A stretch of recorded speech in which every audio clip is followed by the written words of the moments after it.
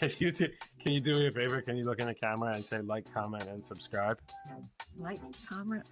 Like, comment, and subscribe to my channel. So Oh. to my grandson's channel. Say Oh. like, comment, and subscribe to my grandson's channel. Like, comment, and subscribe to my grandson's channel. You heard it. Okay, welcome back to If I Knew Then. Today we have my longtime colleague, old friend, Lorraine Lutter. She is a consultant for digital enterprise transformation. We worked together for a long time at GSK. Our paths crossed, I think, like a few years in for you. And when I first started, we worked with a lot of the same people, one of whom I've already interviewed on here, Lynn Tarini. But before I go in any further, can I turn it over to you to introduce yourself and tell us a little bit about you? Yeah, thank you for having me. It is kind of interesting to be introduced as a consultant for digital enterprise transformation because that's a relatively new shift in my career, one that I'm very excited about. But as you mentioned, I have a long history with GSK, and then I was a part of the GSK transition into Haleon, so the demerger, Haleon, the stand-up company, and always kind of focused on the digital employee experience, but through a variety of roles. But now I'm taking and packaging that 20 years of experience doing big corporate industry roles in digital and tech, and carving my own path. So starting my own LLC and working with some really fantastic consulting firms to find new clients and deliver new services. That's really cool. And thank you for doing this today. So I remember vividly, this to me is just an interest. Before I'm curious about your journey, but what you talked about is such a broad, like digital enterprise transformation and what it meant, what 15 years ago when we worked together versus what it means now is so different. Like I remember it wasn't you, someone on the team was working with us to switch. Like we had those digital phones on our computer. Like we moved from the actual phones on our desk to these digital phones that you click. They looked like the actual phone on our desk. Yeah, I think it's Cisco IP communicator or Yes, something like that. yes. Yeah. And that to me, like that was the first evolution of this. That was a huge deal. I remember the learning that went along across all of GSK, trying to figure out how this works. And I know that your team played a part in that. And then like exponentially, that just changed and changed and changed. So I want to get into what it means for you now and what you see that as in the future. But I'm curious, can you walk us through your career journey first, how you got here and Sure. Wow, what a flashback. Like flashback down memory lane with that big change. That was a really exciting role, and it was 15 years ago. But the significance of that was it wasn't just moving to new phone technology, moving to IP telephony from just regular hard phones. That was when we were transitioning. We were moving buildings in Philadelphia. So the whole GSK enterprise based in Philadelphia was moving to a new location that was transitioning into open floor plan, work yes. the new age, hot desking, which was a cultural shift more than anything else, I think. Yes, there was a lot of different tech involved, but I enjoyed that team and I enjoyed that role because that was probably one of the first really heavy uplifts and change management for a big company enterprise digitally driven change. So it was a mindset shift for a lot of people. What do you mean I can't have my corner desk? What do you mean I can't have my pictures on my cubicle? What do you mean I can't have a hard phone that I just pick up? I have to actually log into something. Computer has to be on in order for me to start my workday. So it was understanding the as is state, moving into the to be state. How do we remove that friction that people are experiencing? Because one, it's change, and two, there are things that may make their work life a little bit more difficult and challenging to get over that hurdle until you can realize the benefits. So that was a very early on realization that the people element, the psychology behind shifting gears and having to adopt new tech, adopt new ways of working, there's a big piece of work that goes behind that. And it's really fun because then you get to engage with people. You really try to understand how you can be of service and add value, not just to the company, but to just the everyday worker at all different levels are experiencing change when it's something that's enterprise wide like that. And they each have their own unique needs and unique ways of addressing that as a central team to help make that big change successful. So I think that's a common thread that has run through my experience over the years in some of the other big tech changes. We went through a lot of different virtual collaboration tools and the evolution of that to where we got to with Teams. There are a lot of technical changes behind the scenes that had to make that happen. A lot of heavy uplifts related to cutting over, moving to the cloud, but people were feeling those changes as well. So we had to figure out how do we both marry the technical changes to make that as smooth as possible, least downtime as possible, and then how do we also get people on board with understanding the why, the what, and hopefully they have a good experience in the process and understand when they land on the other side, they're a little bit better.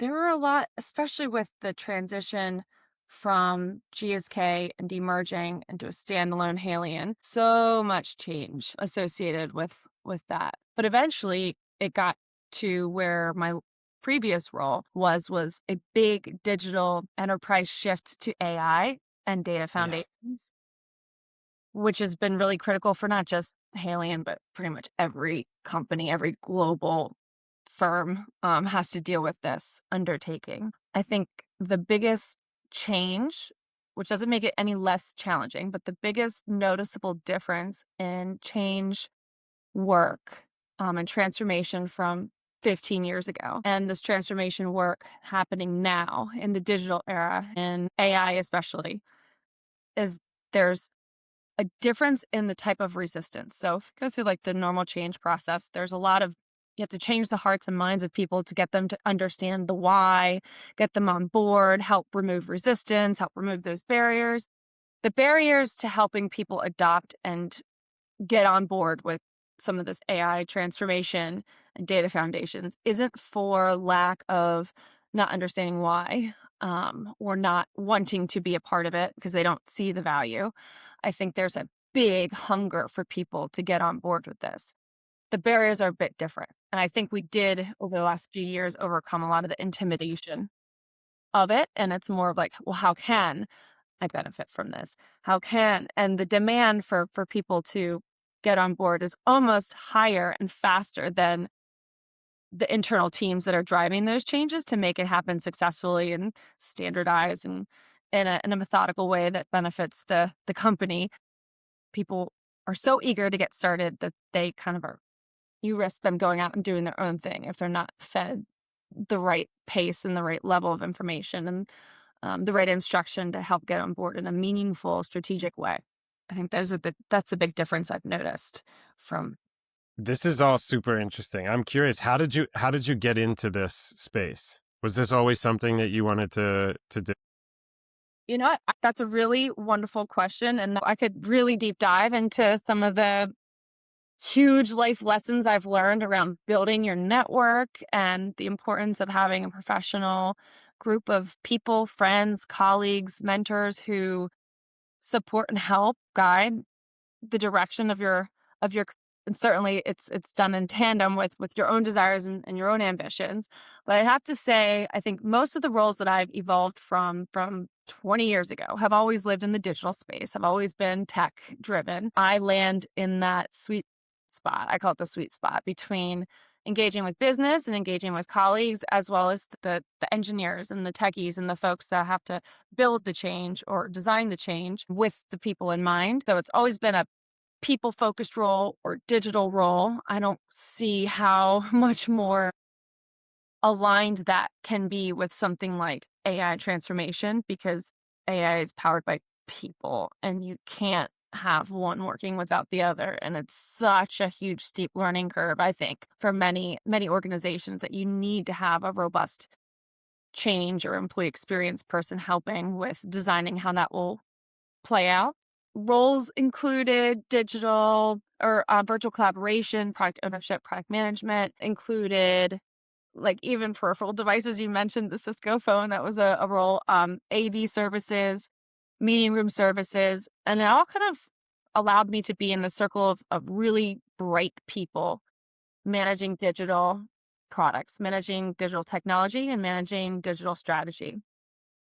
It was kind of a tap on the shoulder thing. I was working in employee experience for workplace technologies. So all the end user facing tools that you use, helping ensure that the tech is actually driving the value that the people need and the business needs to do what they do best, get their jobs done, removing friction for digital workplace technologies.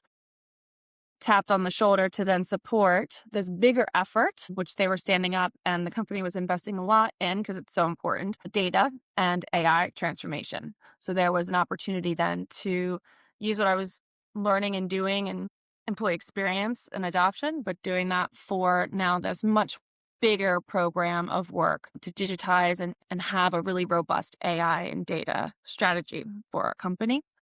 And then, of course, it expanded into not just employee experience and adoption, but it was also in the learning space. So this has been a really wonderful way to marry having a really good handle on how you can equip people with the right tools, know-how, and mindset to adopt new tech with learning and capability uplift. So I got to work with some really wonderful people in HR and the capability sphere to see how do we marry up the skills that are needed in the company to drive data and AI, and how do we get that to people really seamlessly? How do we encourage development internally, and how do we acquire those skills where we need to drive this forward?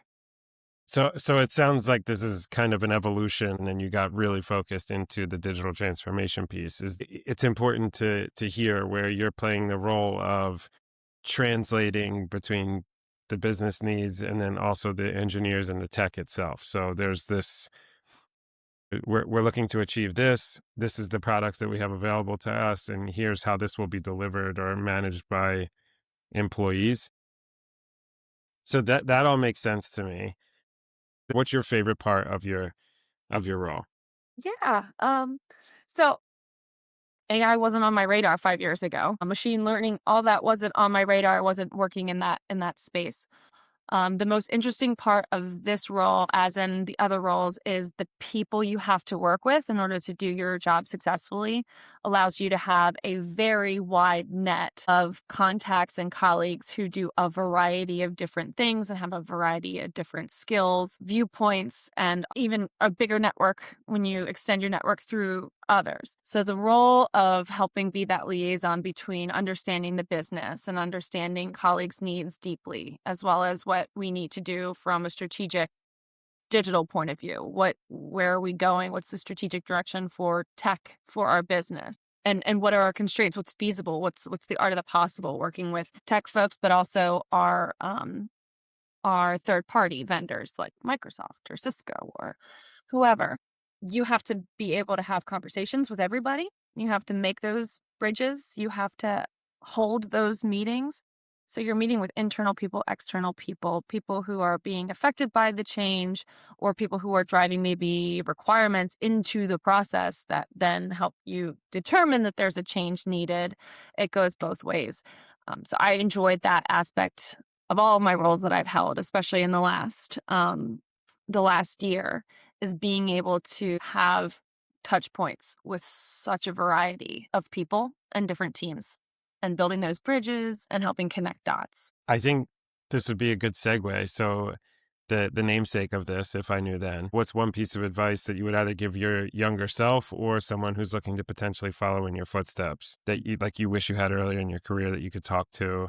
It is almost as important of what you're doing is how and who you do it with and how you interact with the people around you.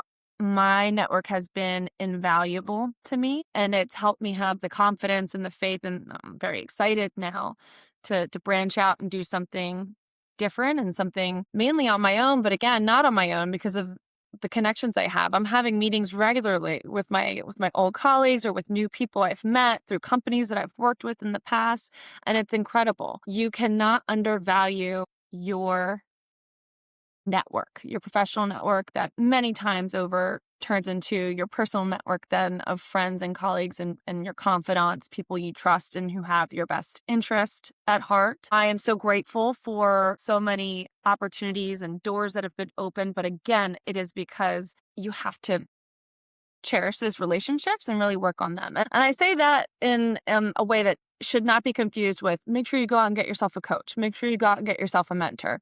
I have had a lot of meaningful mentorships that have gone through formal programs. And I have done the thing where you go out and networking events and you try to, schmooze and talk to people and make network connections. But I hate the term networking because it seems so contrived and forced. I'm talking about being your authentic self at work and meeting people that are also giving their authentic self at work, building and making genuine relationships with people who you can learn from, and whom you're happy to maybe give your own perspectives. And nothing's more rewarding than when you feel like you've contributed to somebody's learning or development. So I think that that's really important to remember when you're younger. It's not always about chasing the right job. If anything, it's around surrounding yourself with people whom you respect, you want to emulate, you like where their career has gone, or you value their opinion. And then you can build these really strong relationships that last literally decades. And you never know when one of those colleagues or contacts or people that you've had in your trusted network will come out of the blue and offer you a really amazing opportunity. So don't underestimate, and just be kind and good and authentic with in your work self. I love that advice. I feel like networking comes up a lot when I interview people, but I actually like that it keeps getting reinforced because for me, it's something that I struggled with as well. Like my perception of when I heard networking was the same thing you said. It was contrived, it's Yeah. forced, everyone's going, Yeah. you know what you're doing, you're just there to sell yourself. Yeah. Building, like you said, authentic connections, however that happens, personally, professionally, Yeah.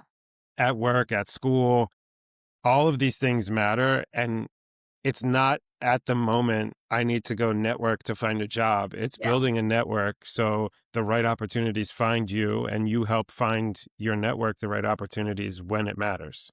Exactly. So yeah, Shouldn't be transactional and it shouldn't feel forced.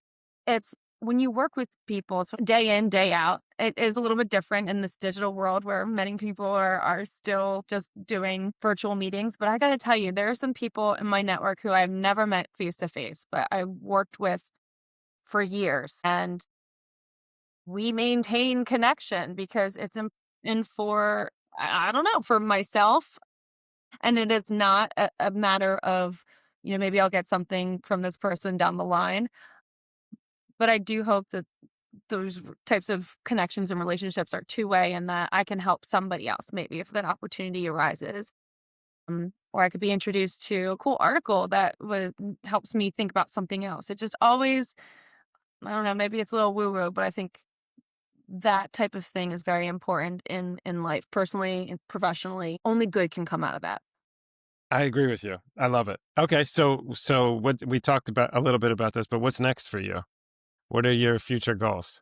So I'm very excited to, like I said, embark in a new direction, but not too different because I think that the years of experience in working in enterprise transformation, whether it be for a big AI program or helping scrub data foundations or implementing like a cybersecurity program, any type of big tech change, I feel I could add value to that through helping humanize that experience and helping people realize the value to make those things successful. So I will be exploring with other companies consulting opportunities. I am very much so enjoying a little bit of downtime. And I think come Q2 springtime, I will have some news to share around some exciting clients I'll be working with.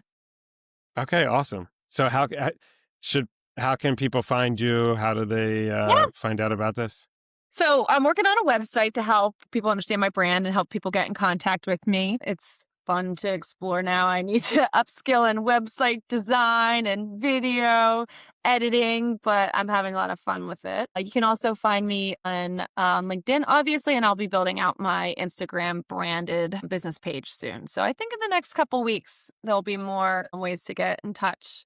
In the meantime, feel free to reach out to me on LinkedIn. Awesome. Thank you so much, Lorraine. Anything else you want to share? No, just thanks for the opportunity. This was a lot of fun. It's always fun to chat, and I love your series. So keep up the good work, paying it forward. Thank you very much. I Wonderful appreciate that. experience. Thank you. Thank you.